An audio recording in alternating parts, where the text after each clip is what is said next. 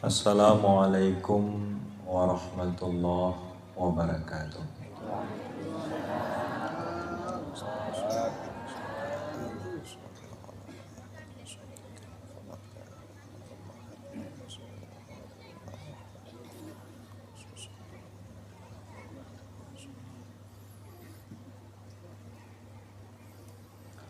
Al-Fatihah.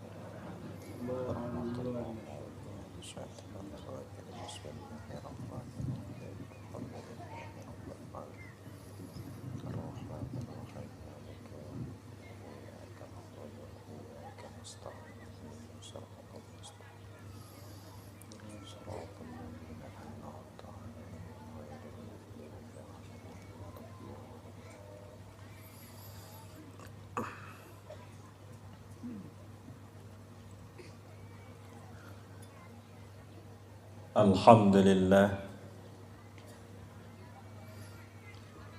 Alhamdulillahilladzi asra bi'abdihi laylan minal masjidil haram ilal masjidil aqsa.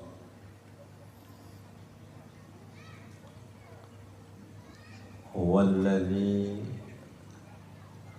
anzala as-sakinata fi qulubil mu'minin. Wassalatu wassalamu ala sayyidina Muhammadin sayyidil awwalin wal akhirin wa ala alihi wa sahbihi wa man tabi'ahu bi ihsanin ila yaumiddin.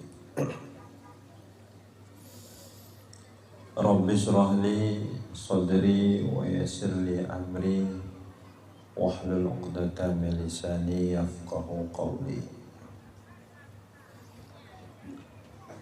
Yang sama-sama kita muliakan,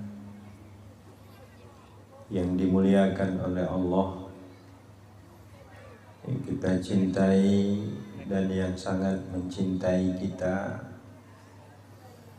yang sangat peduli kepada kita, yaitu Abuya, guru kita bersama, beserta Inya dan Umi.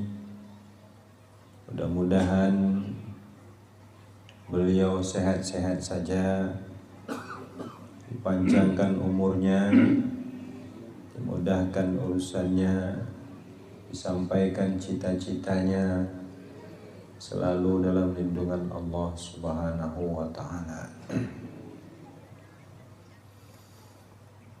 Yang kita hormati para alim ulama, para tengku-tengku,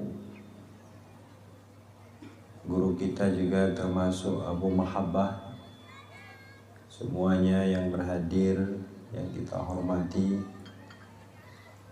Juga hadir bersama kita ada Bapak Camat yang luar biasa, yaitu Bapak Camat Singkil Utara. Begitu juga kita hormati Bapak Kapolsek atau yang mewakili. Juga tadi kami dengar ada yang mewakili daripada Nahdlatul Ulama. Dan juga yang kita hormati istimewa wali-wali Nanggro, ada wali Nanggro Singkil Utara, ada wali Nanggro Rimo, ada wali Nanggro Singkil. Begitu juga yang kita hormati panitia pelaksana kegiatan ini, kegiatan Isra wal Mi'raj. Dan juga istimewa Bapak Ibu, para hadirin dan hadirat yang dirahmati oleh Allah Subhanahu wa ta'ala.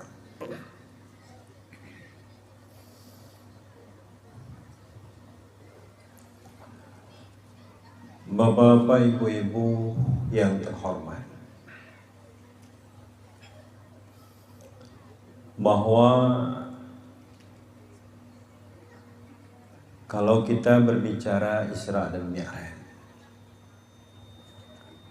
bahwa sering kita dengar dari para guru-guru menceritakan di mana pada sebelumnya Nabi itu ditinggalkan oleh dua orang yang sangat beliau cintai dan juga yang sangat mencintai beliau. Yang pertama adalah istri beliau, yaitu Khadijah. Yang kita tahu Nabi sangat mencintainya dan juga sangat mencintai Nabi. Dan kita tahu sejarah mengatakan bahwa Khadijah ini, ibu-ibu, adalah seorang saudagar kaya. Bahkan dalam satu riwayat diceritakan kalau dikumpulkan seluruh harta yang ada di Mekah pada waktu itu, seluruh harta yang ada di Mekah pada waktu itu, setengahnya itu adalah kekayaan Khadijah. Beliau itu pedagang, bukan hanya di dalam kampung, bukan hanya di dalam daerah, tapi pedagang kelas internasional, antar negara, bahkan sampai keluar Arab pada waktu itu.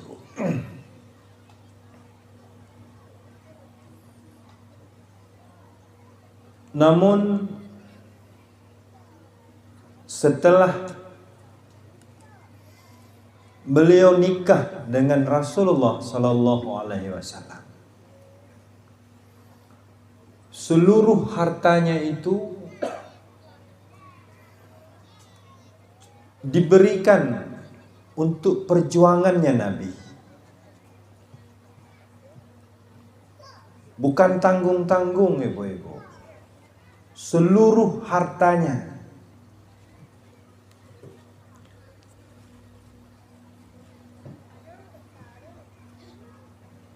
Sampai-sampai pada saat Khadijah wafat, pada saat Khadijah itu meninggal, itu kain kafannya itu bersambung-sambung, ibu-ibu. Dalam satu riwayat diceritakan sampai 9 kali sambung, sampai habis. Pada suatu hari Nabi pernah bertanya kepada Khadijah, "Wahai Khadijah,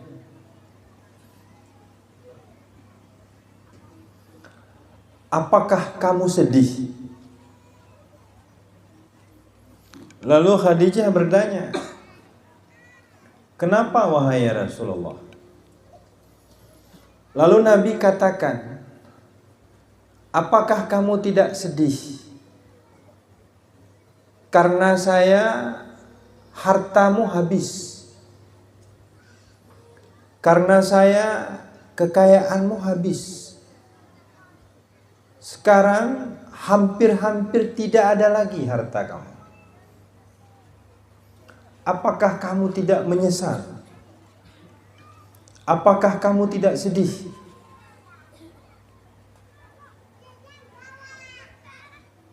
Hingga Khadijah pada waktu itu sampai menangis karena mendengar pertanyaan Nabi. "Wahai Rasulullah, apakah ini belum cukup sebagai bukti bahwa aku sangat mencintaimu? Wahai Rasulullah, apakah ini belum cukup? Kalau seandainya, wahai Rasulullah, jangankan harta, kalau nanti saya wafat, saya meninggal, demi perjuanganmu, wahai Rasulullah, bila tidak ada apa-apa lagi, boleh engkau ambil tulang belulang saya demi untuk perjuanganmu. Cinta nggak ibu-ibu Khadijah sama Nabi? Kita ada nggak kita sama suami kita seperti itu? Kita cinta sama suami kalau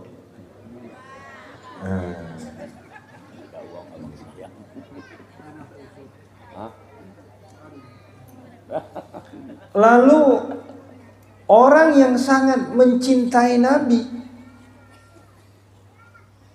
yang sebegitu besarnya cintanya Khadijah kepada Rasulullah, lalu beliau dipanggil oleh Allah. Sedih nggak Nabi, Bu? Kalau kita ditanya sama istri kita, kalau saya meninggal bagaimana? Ini istri pernah nanya sama suami. Si Ago ya.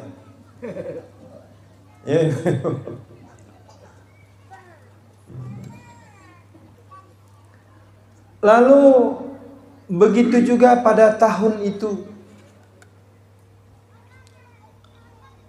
yaitu paman beliau yang sangat beliau cintai, paman beliau yang sangat membela beliau, juga diambil oleh Allah, dipanggil untuk kembali kepada Allah. Maka disebutlah tahun itu tahun kesedihan, tahun bersedih. Pada saat itu Nabi lagi duduk-duduk di dalam Masjidil Haram, lagi i'tikaf dengan perasaan duka, dengan perasaan sedih. Lalu Nabi dipanggil oleh Allah untuk Isra dan Mi'raj. Dan juga perlu kita ketahui bahwa sebelum perjalanan itu Nabi sempat dibelah dadanya, dicuci hatinya, yang sebenarnya hati Nabi itu tidak kotor, tetapi ini hanya sebagai iktibar atau pelajaran bagi kita. Dicuci hati Nabi, dibersihkan hati Nabi. Setelah itu barulah dimasukkan ke dalam hati Nabi itu hikmah dan ma'rifat. Dimasukkan ke dalam hati Nabi itu ilmu dan ma'rifat. Perlu kita ketahui bahwa di sini kalau ingin bertemu dengan Allah, maka kuncinya ini harus bersih, Bu.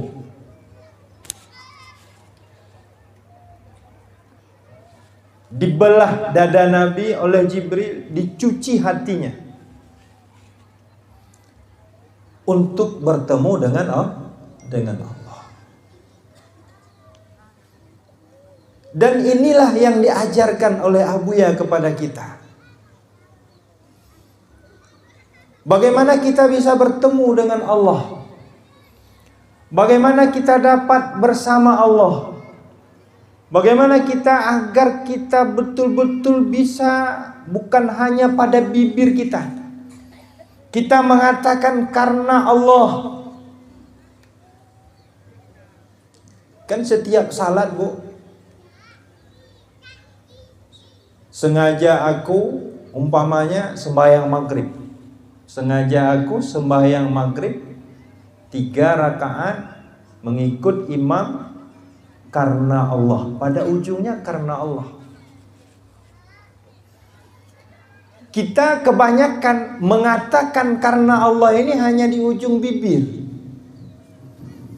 tapi di dalam hati kita hampir tidak ada karena Allah itu. Ada karena pangkat, ada karena jabatan, ada karena uang, ada karena pujian, ada karena malu sama menantu, atau malu sama mertua, atau ada karena takut sama istri. Ya ibu-ibu. Jadi karena Allah itu hampir-hampir tidak ada. Walaupun lidah kita mengatakan karena Allah, tapi hati kita tidak ada, atau hampir-hampir tidak ada. Maka sebenarnya kita malu kita kepada Allah. Kalau lain di bibir, lain di hati, itu apa namanya, Bu? Bohong. Atau dalam bahasa yang lain dikatakan munafik. Lain di depan, lain di belakang. Itu munafik namanya. Bohong. Sedang kita melakukan salat, kita sedang berbohong. Inilah yang diajarkan oleh Abuya. Bagaimana kita tidak menjadi pembohong. Lebih-lebih di dalam kita melakukan amal. Lebih-lebih dalam kita saat kita menghadap Allah. Kalau kita pada saat menghadap Allah saja kita berbohong, apalagi menghadap manusia. Ya Bu. Apalagi menghadap suami, apalagi menghadap istri. Dengan Allah saja kita berbohong, apalagi dengan manusia. Yang kita yakini bahwa Allah itu tahu, Allah itu maha melihat.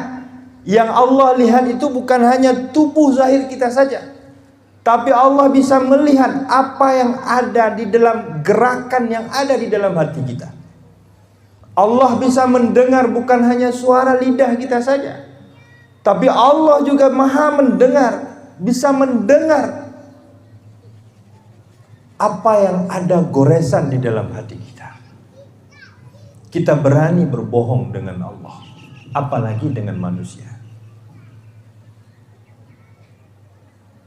Lalu ini yang diajarkan oleh Abuya. Ini yang diajarkan di dalam tauhid tasawuf. Sebab Bapak Ibu yang terhormat, sebenarnya apa kata hukama? La rahata illa liqa. Tidak ada kegembiraan kecuali sebuah pertemuan. Gembira yang paling besar itu apa Ibu-ibu? Gembira yang paling besar itu bertemu dengan siapa? Dengan orang yang kita cintai, bertemu dengan yang kita sayangi. Ini seorang ibu umpamanya kalau ada anaknya merantau jauh, udah lama nggak pulang. Ada yang merantau ke Banda Aceh, ada yang merantau ke Jakarta, ada yang ke Malaysia. Sudah 5-10 tahun, bahkan ada 15 tahun tidak pulang-pulang. Rindu nggak Bu? Lalu ibunya tanya sama anaknya, kamu nggak pulang? Saya nggak ada uang Bu. Malu saya, kata anaknya. Lalu ibunya bilang apa? Yang penting kamu pulang. Saya nggak butuh uang kamu. Ini yang tua-tua yang tua-tua yang sudah merasakan itu. Ya Bu. Kadang-kadang rindunya itu bukan sama anaknya, tapi rindu sama cucunya. Ya Bu. Ya. Mula-mulanya kita sayang suami. Kapan? Waktu kita belum punya anak. Setelah punya anak, sayang sama anak. Kapan? Sebelum punya menantu. Menantu, Bu. Kalau sudah punya menantu, sayangnya sama menantu. Ya, Bu. Saya dulu, Bu, waktu baru-baru nikah, itu hidangan tuh jam 7 pagi itu udah siap, Bu. Waktu baru-baru nikah. Tapi giliran sudah punya anak, ini mertua nih, jam 8 belum ada hidangan. Ya, Bu.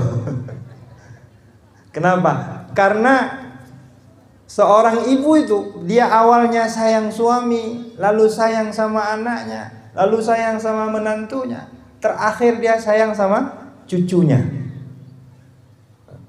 Sehingga orang tua-tua bilang, kalau kamu nggak pulang, nggak lah, yang penting anak kamu suruh pulang.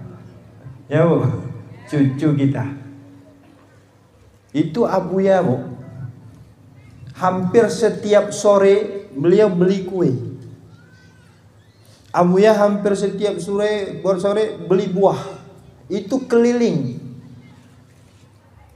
itu ke rumah Abu Muda, dipanggil anak-anak, dikasih kue, dibagi-bagi uang.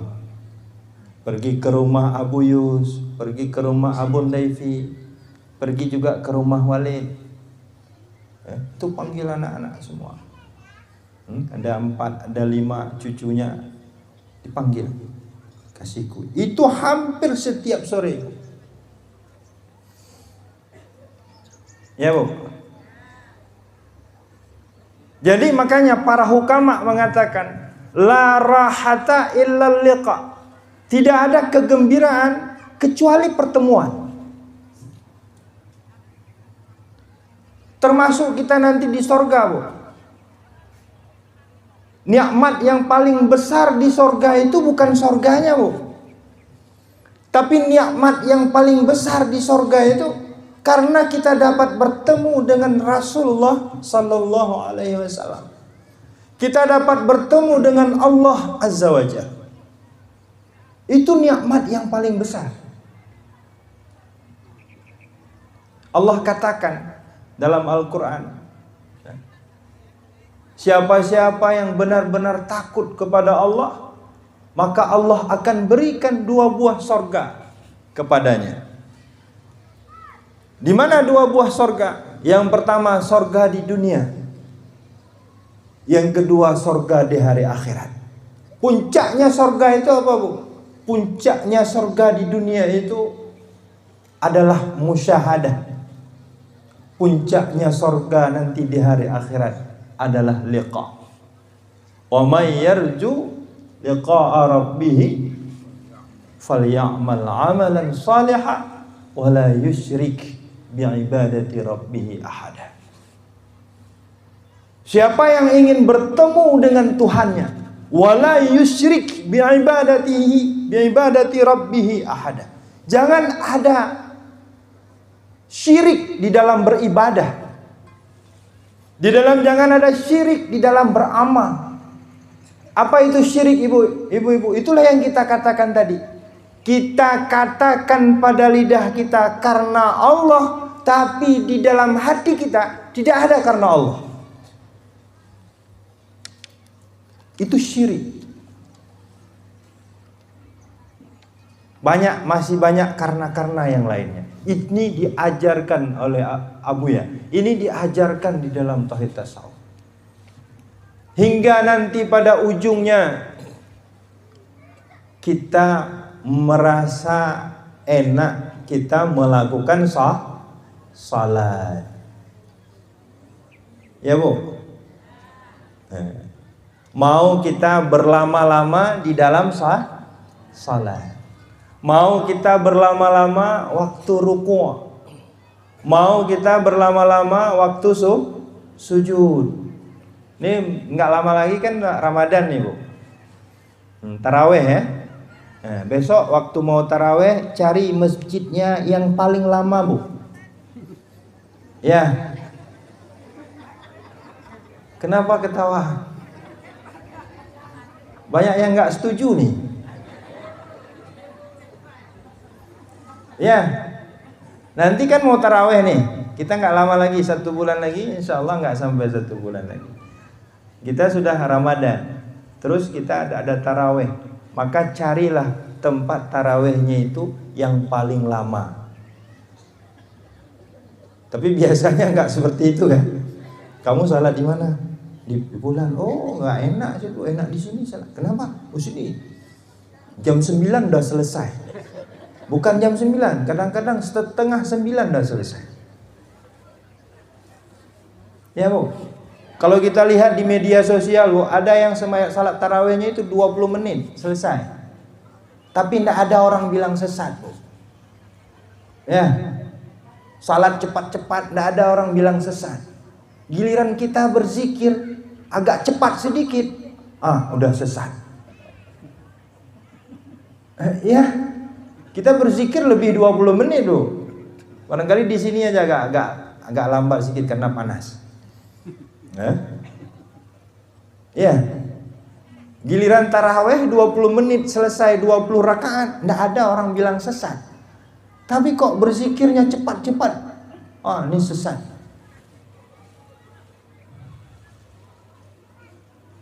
Padahal dia alergi dengan zikir. Itu sebenarnya. Wa may ya'shu an dzikrir rahman nuqayyid lahu syaitana. Siapa yang alergi daripada menyebut-nyebut Rahman. Mana menyebut-nyebut Rahman? Rahman itu maksudnya nama Allah. Nuqayyid lahu syaitana. Maka Allah berikan teman kepadanya yang bernama syaitan. Sudah, kita kembali ke cerita kita tadi. Apa cerita kita tadi? Nabi dibelah dadanya. Untuk apa? Untuk dapat bertemu dengan Allah. Sekarang kenapa kita tidak bisa bertemu dengan Allah? Karena di sini nih masih banyak kotorannya, Bu. Maka ini dulu yang harus dibersihkan. Dibelah dada ini. Siapa yang belah dada kita? Yang belah dada kita hari ini guru kita. Dibelah dada kita. Tapi bukan dengan pisau, Bu, ya. Kalau nggak percaya, kan ada tuh dalam nyanyi itu apa? Dalam nyanyi ada. Kalau nggak percaya, belahlah dadaku. Ya kan ada tuh dalam nyanyi kan? Lebih dalam daripada lautan Hindia. Padahal sejengkal ini udah tembus ke belakang kan? Tapi katanya lebih dalam daripada lautan Hindia. Jadi makanya jangan kita samakan bahasa cinta dengan bahasa akal. Itu enggak bisa. Bahasa cinta itu memang seperti itu. Jadi dibelah dada kita hari ini, lalu diisi dengan apa? Diisi dengan ratib serebe supaya bersih hati ini. Barulah kita dapat bertemu dengan Allah. Jadi kata Nabi SAW, likulli syai'in thaqalah wa thaqalatul qalbi zikrullah. Tiap-tiap sesuatu itu ada pembersihnya. Tiap-tiap sesuatu itu ada sabunnya. Pembersih hati itu adalah berzikir.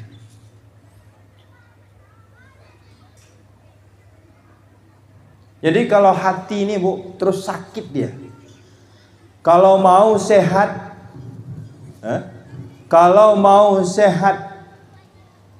tubuh, banyak-banyaklah berselawat.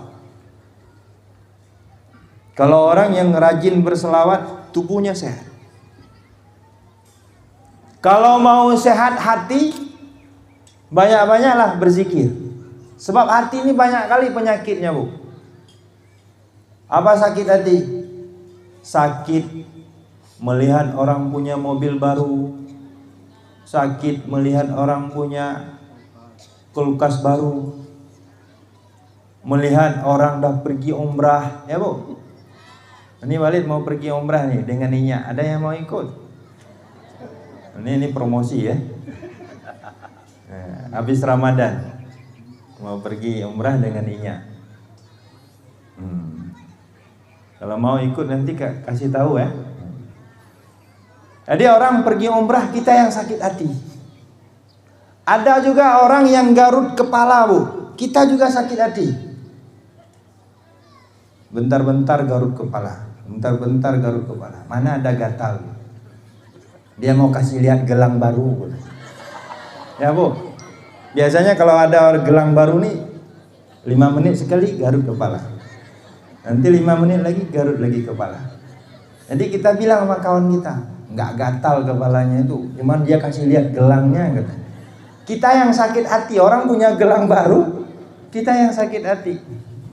Jadi penyakit hati itu banyak sekali, Bu. Banyak sekali. Maka supaya hati ini tidak sakit, obatnya berzikir. Apa tadi? Sakit tubuh berselawat, sakit hati berzikir. Ada satu lagi sakit yang lebih parah, Bu. Apa? Sakit dompet, Bu. Apa obatnya? Sakit dompet itu obatnya banyak-banyak istighfar. Ya. Jadi ketiga-tiganya ini ada di dalam ratib serba.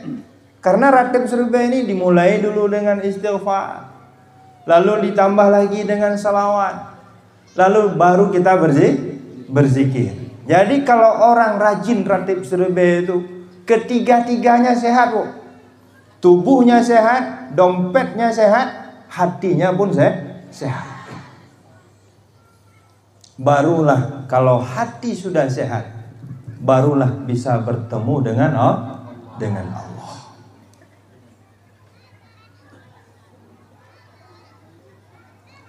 Lalu Bapak Ibu yang terhormat, di dalam perjalanan Nabi, setelah Nabi dibelah dadanya, dicuci hati Nabi dengan air Zam-Zam, lalu barulah Nabi dibawa pertama Isra dari Masjidil Haram sampai ke Masjidil Aqsa. Lalu baru dibawa Mi'raj. Lalu baru dibawa Mi'raj untuk bertemu dengan Allah. Kenapa ini, Bapak Ibu yang terhormat? Karena Nabi pada tahun itu meninggal 2 orang yang sangat mencintai beliau, dan beliau sangat mencintainya. Lalu Nabi sedih. Di dalam kesedihan Nabi ini tidak ada obat yang paling kuat, tidak ada obat yang paling bagus, tidak ada obat yang paling mujarab. La rahata illa liqa, kecuali bertemu dengan Allah. Ini, Bu, dipanggil oleh Allah. Bukan hanya rohnya Nabi, tetapi bersamaan juga dengan tubuhnya Nabi. Itulah dalam makalah Abu ya tadi, seruan Allah. Kita selalu dipanggil oleh Allah. Saya teringat ada cerita, Bu. Ini ada cerita. Ada cerita,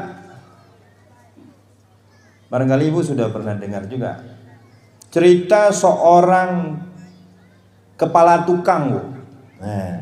Di lantai 3. Dipanggilnya anak buahnya. Pulan, kata bosnya tadi di atas. Enggak mau dia lihat. Lalu diambilnya uang 10.000. Digini-ginikan sama bosnya itu, dilempar, jatuh di atas kepala anak buahnya itu. Dipanggil, tadi dipanggil kosong, nggak mau juga lihat. Dipanggil dengan uang 10.000, jatuh di atas kepalanya. Uangnya diambil, tapi dia juga nggak mau lihat, Bu. Udah, Bu. Jadi bos ini 10.000 barangkali dia nggak mau lihat. Dicoba dengan 100.000. Dilempar lagi, kamu lihat. Jatuh juga di kepalanya. Nggak mau juga dia lihat. Uang 100.000 ini diambil. Udah Bu. Ada juga orang dipanggil. Di sini apa banyak sawit ya? Nah, dipanggil dengan kebun sawit Bu. 100 juta kan? Atau 200 juta dilempar. Dapat beli kebun sawit. Dia nggak mau juga lihat ke atas Bu. Lalu bosnya tadi, ini bosnya di atas di lantai 3, anak buahnya di bawah. Kata bosnya, ini saya panggil dengan panggilan kosong, dia nggak mau datang. Saya panggil dengan uang 10.000 nggak mau juga, 100.000 nggak mau juga, 200 juta nggak mau juga. Diambilnya batu satu, dilemparnya pas di sini, baru dia lihat ke atas. Mengerti nggak Bu? Mengerti nggak? Kita sehat, dipanggil Allah, nggak mau datang.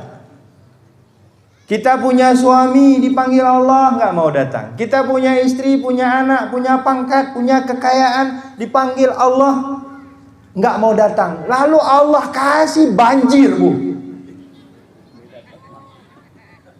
Dulu Allah kasih tsunami Bu. Orang kaya di pinggir pantai beli tanah dekat gunung.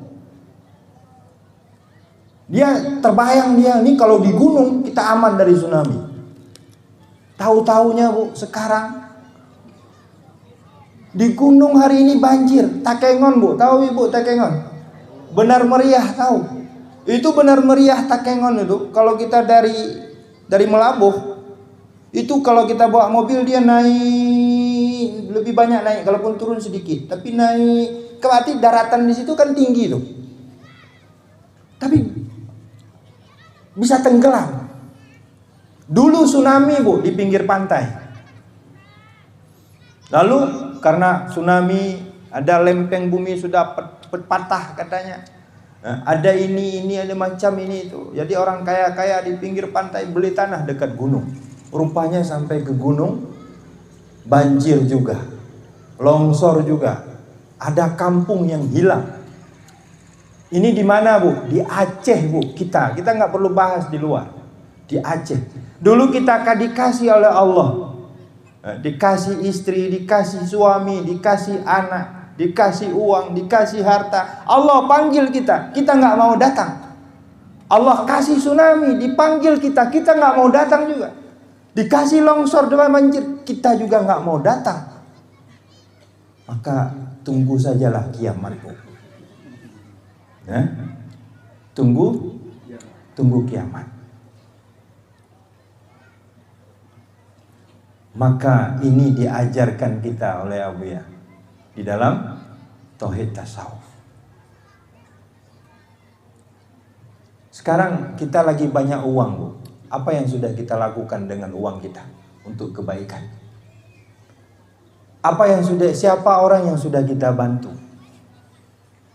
Siapa orang yang sudah merasa tertolong dia dengan harta kita? Tapi kebanyakan kita bukan seperti itu. Malah orang sakit hati karena harta kita. Maka Bu, ibu-ibu, bapak-bapak yang terhormat, dipanggil-panggil oleh Allah, dipanggil-panggil kita selalu oleh Allah. Bagaimana memperkenankan seruan Allah ini?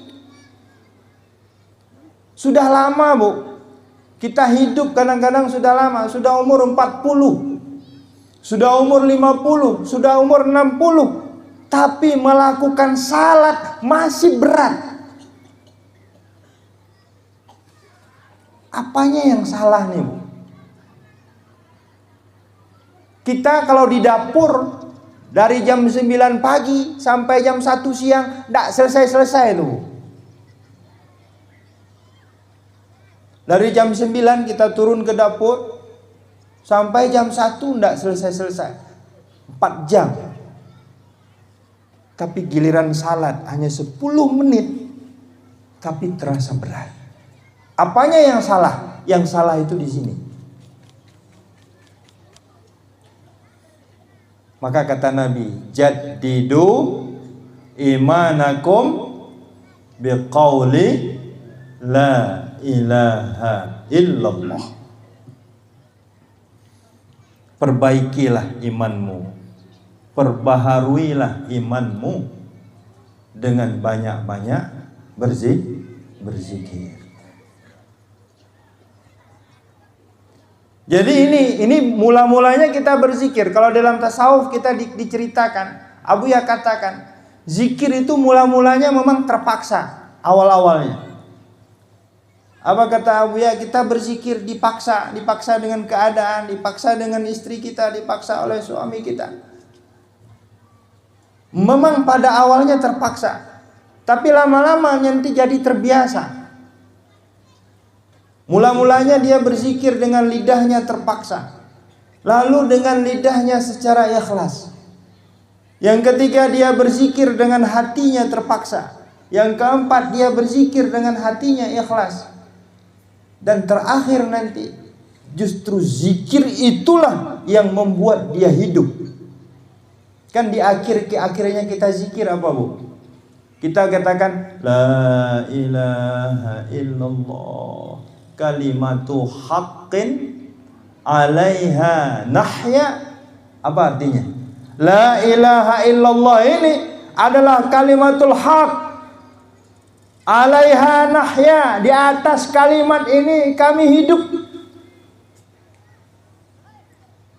Siapa yang mengganggu, siap enggak? Siap enggak, Bu? Harus siap. La ilaha illallah ini adalah kalimatul haq. Alaiha nahya, di atas kalimat itu kami hidup.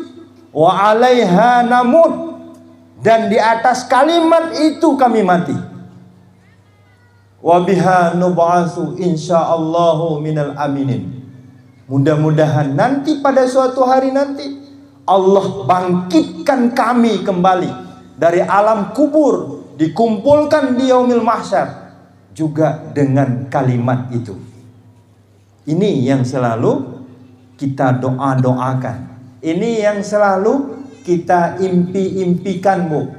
Ini yang selalu kita harapkan. Allahumma ja'al akhir kalamina inda intihai ajalina qawlan la ilaha illallah. Ya Allah, jadikanlah akhir kalimat kami adalah la ilaha illallah. Jadi kalau ini sudah bersih, kalau hati ini sudah terisi dengan zikir, mula-mulanya kita yang menghidupkan zikir, nanti lama-lama justru zikir itu yang membuat kita hidup. Hidup hati ini, hidup dengan Allah, bukan lagi hidup dengan nafsunya, dengan kemauannya, dengan hawa nafsunya, tapi dia hidup dengan Allah. Maka orang-orang yang seperti itulah yang dia itu dapat bermusyahadah. Orang-orang yang seperti itulah yang dimaksud oleh Abu Ya, yang mendapat nur tajalli tadi, Bu. Apa nur tajalli itu? Tandanya apa? Sebab nanti kalau kita terangkan secara detail kita juga nggak mengerti. Tapi tandanya nur tajalli itu tandanya apa? Ini tadi dalam makalah. Kita dipanggil oleh Allah itu untuk memperkenankan seruan Allah ada dua caranya. Pertama dengan ilmu dan amal, namanya syariat. Yang kedua dengan nur tajalli dan nur kasyaf, atau juga disebut dengan musyahadah. Itu juga diistilahkan dengan hakikat. Cuman sekarang tandanya apa? Orang yang sudah ada nur tajalli di dalam hatinya, tandanya itu apa? Mudah dia melakukan taat. Mudah dia melakukan salat. Kan ada dalam ayat apa namanya? Allah menceritakan orang munafik. Apa tanda-tanda orang munafik? Idza qamu ila sholati qamu kusala. Apa tanda-tanda orang munafik?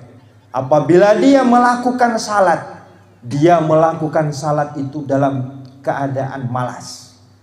Dia melakukan salat itu dalam perasaan berat. Tidak terasa mudah, tidak terasa nikmat, tidak terasa nyaman. Kita lihatlah Abu Ya, Bu. Abu Ya sudah sepuh, dituduh oleh orang macam-macam, dituding oleh orang macam-macam, difitnah oleh orang macam-macam.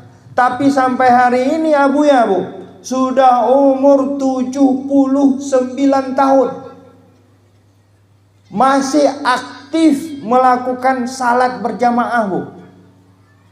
Kalau kita ke tempat Abu Ya, itu salat subuhnya Abu Ya imam, salat duhurnya Abu Ya imam, salat asarnya Abu Ya juga imam, salat maghrib Abu Ya juga imam, salat isya Abu Ya juga imam. Kecuali Abu Ya sudah keluar daerah. Kalau Abu Ya ada di tempat, selalu beliau yang memimpin salat jamaah di tempat beliau. Boleh periksa, Bu, hampir tidak ada ulama di Aceh seperti itu. Hampir tidak ada, bukan saya katakan tidak ada. Kalaupun ada, barangkali 1 atau 2 orang. Pesantrennya besar, Bu, muridnya ribuan, tapi giliran jadi imam salat, bukan pimpinannya.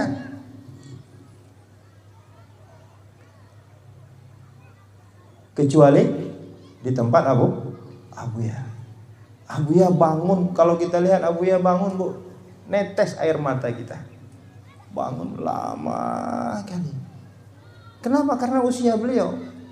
Beliau sudah sepuh. Kita yang masih muda, yang masih bisa lari-lari, yang masih bisa main bola, yang masih bisa berjalan cepat, tapi giliran salat seperti orang sakit.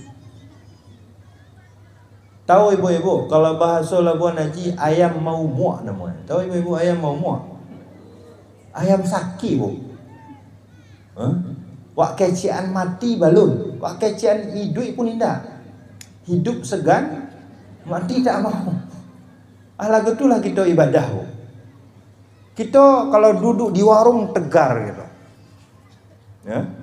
Kalau bekerja di sawah dari pagi sampai sore dalam panas tuh bisa tahan kita. Rukuk di sawah sampai 4 jam tahan kita. Tahu ibu-ibu rukuk di sawah? Tahu? Menanam padi kan? Kan rukuk tuh 4 jam tuh tahan. Ke laut dalam panas tahan kita. Di kebun sawit tahan. Di kantor dari pagi sampai lembur lagi tahan kita. Tapi 10 menit melakukan salat seperti ayam sakit. Itu kita, Bu. Kita kalau urusan dunia kita sehat. Gimana ke kantor nih? Oh, ada mantel kalau hujan, Bu. Kalau di tempat Walid gitu, kalau giliran ke kantor, giliran ke sekolah. Kami di sana banyak orang sekolah sampai umur 60 tahun, Bu. Kawan-kawan Walid itu banyak sekolah sampai umur 60. Dulu SMP, habis itu SMA, habis itu kuliah. Habis itu jadi guru kan sekolah juga dia. Sampai umur 60 baru pensiun dia. Kalau ke sekolah, hujan, lebat, pandai dia cari mantel. Nggak ada mantel, pandai dia nelpon kawannya. Saya numpang mobil kamu ya. Tapi kalau giliran mengaji, Bu, giliran pergi ke posko, masih mendung nih. Gimana nih nanti hujan? Ini belum hujan, Bu. Itu kawan-kawan Walid di sana, disingkil tapi Walid lihat luar biasa. Rajin-rajin nih, ibu-ibu ke singkil, rajin-rajin ke posko, rajin-rajin berzikir. Kenapa kita urusan dunia cerdas kita, tapi giliran urusan akhirat kenapa kita hilang kecerdasan kita? Nggak pandai kita. Kalau mau ke masjid masih mendung, oh, gimana nih? Ntar hujan. hilang kecerdasan kita. Mau ke posko, mau majelis, mau berzikir, belum hujan, kita sudah cari-cari alasan. Hilang kepintaran kita. Maka kata ulama tasawuf, orang bodoh yang bagus imannya dapat mengalahkan orang alim yang rendah imannya. Makanya dalam kacamata tasawuf ini yang dikatakan awam, khawasul khawas, ini bukan berbicara ilmu. Ini awam, ini khawas, ini khawasul khawas. Itu bukan berbicara ilmu, Bu. Tapi yang dimaksud dalam tasawuf, ini awam, ini khawas, ini khawasul khawas. Yang dimaksud di dalam tasawuf itu adalah imannya.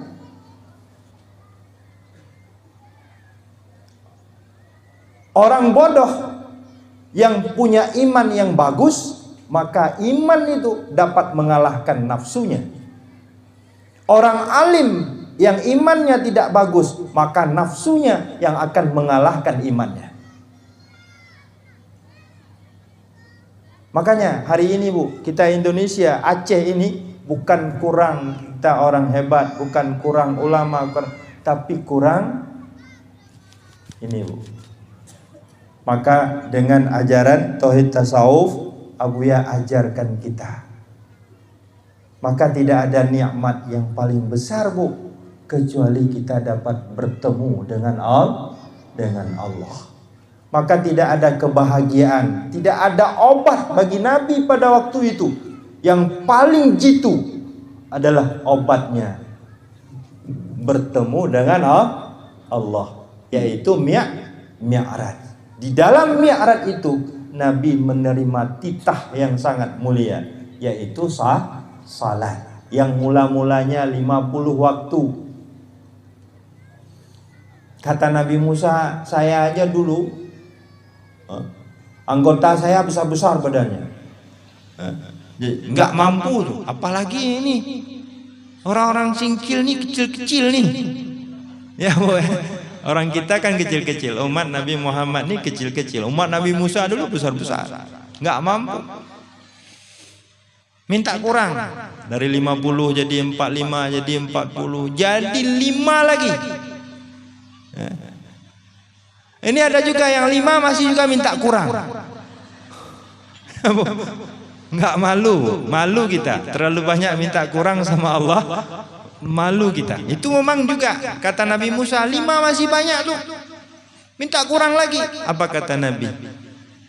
Malu saya, sudah terlalu banyak dispensasinya, sudah terlalu banyak kurangnya, keringanannya. Malu saya. Jadi 5. Jadi pada waktu Mi'raj Nabi menerima titah yang sangat mulia, yaitu salat. Maka kata Nabi SAW, Bu, as-salatu mi'rajul mu'minin. Sembahyang itu adalah mi'rajnya orang yang beriman. Ibu mau kaya, banyak-banyak salat. Mau senang, banyak-banyak salat. Mau bahagia, banyak-banyak salat.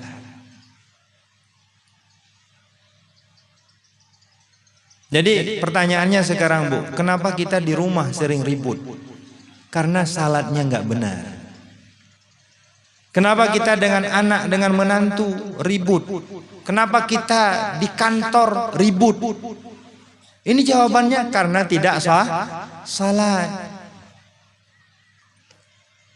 Jadi salatlah. Makanya Abuya kan perintahkan kita buat spanduk, tulis di situ, jangan tinggalkan salat. Orang buat pas spanduk itu rokok, Bu, besar-besar itu. Itu di baleho-baleho itu kan harus sewa tuh. Itu sewanya seminggu sampai 4 juta. Itu yang dipromosi di situ rokok. Yang dipromosi di situ apa? Bedak. Macam-macam lah. Nggak ada orang protes. Tapi giliran kita promosi, jangan tinggalkan salat, udah protes lagi. Jadi jawabannya salat. Jadi bagaimana salat kita ini, Bu, supaya terasa mudah? Bagaimana salat ini terasa nikmat? Bagaimana salat ini dapat mengangkat martabat kita? Maka itu adalah dengan tauhid tasawuf. Itu adalah dengan nur tajalli dan nur kasyaf. Ini harus ada pada diri kita. Dan kita harus yakin, Bu. Dan banyak kita lihat dan banyak kita saksikan. Saya banyak teman-teman, dia bilang begini. Walid, saya banyak uang begini. Saya punya gaji, istri saya punya gaji, tapi saya enggak tenang. Kenapa, Walid? Saya tanya, salat ada, Pak? Itu ada, Walid, tapi sekali-kali ya. Ini yang suaminya punya gaji, ini gaji pokoknya 5 juta sekian. Suaminya, istrinya 5 ini lain lagi gaji 13, tunjangan ini, tunjangan itu, pokoknya ada uang macam-macam. Sampai 30 juta satu bulan, tapi enggak tenang. Kenapa? Karena enggak salat. Ada orang punya bot, Bu, seminggu pergi ke laut dapat uang 10 juta, itu seminggu. Sebulan 4 minggu 40 juta, tapi enggak tenang. Ada orang punya kebun sawit sampai berhektar-hektar, tapi enggak tenang. Jawabannya kenapa? Karena tidak salat. Maka salat inilah kunci utama. As-salatu imaduddin faman aqamaha faqad aqamaddin wa man tarakaha faqad hadamaddin. Sembahyang itu adalah tiang agama. Siapa yang mendirikan salat, itulah orang yang mendirikan agama. Siapa yang meninggalkan salat, istri kita meninggalkan salat, berarti istri kita yang meruntuhkan agama. Oh, suami kita meninggalkan salat, berarti suami kita meruntuhkan agama. Oh, anak kita meninggalkan salat, berarti anak kita yang meruntuhkan agama. Begitu kata Nabi. Siapa yang mendirikan salat, itulah yang mendirikan agama. Siapa yang meninggalkan salat, itulah yang merusak agama. Jadi cukup, Bapak Ibu yang terhormat, waktu jugalah yang memisahkan kita. Jadi kami rasa mudah-mudahan ada manfaatnya, terutama sekali untuk kami sendiri dan untuk kita semua. Dan juga tidak lama lagi, dan juga ini Abuya hari ini di Melabuh, Abuya hari ini di Melabuh, nanti malam itu ada di Banda Aceh, Pesijuk wali agama oleh gubernur. Jadi Pesijuk wali agama oleh gubernur. Jadi kemudian juga dalam waktu dekat kita acara di tempat Abuya pada tanggal 6 dan tanggal 6 dan tanggal 7. Jadi sekarang tanggal 25, 10 hari lagi atau 11 hari lagi. Nanti mudah-mudahan kita dari sini dapat pulang semua, Bu. Dapat pulang semua, dapat bertemu dengan Abuya, dapat kita bersama-sama dengan Abuya merayakan Isra Mi'raj di tempat Abuya. Insya Allah kita menjemput keberkahannya, Bu. Menjemput keberkahan Abuya. Jadi kami rasa cukup sampai di sini. Mudah-mudahan ada manfaatnya untuk kita semua. Dan tentu saja banyak salah dan khilaf, ada bahasa yang kurang bagus, yang kurang enak didengar. Di situ Walid mohon maaf yang sebesar-besarnya.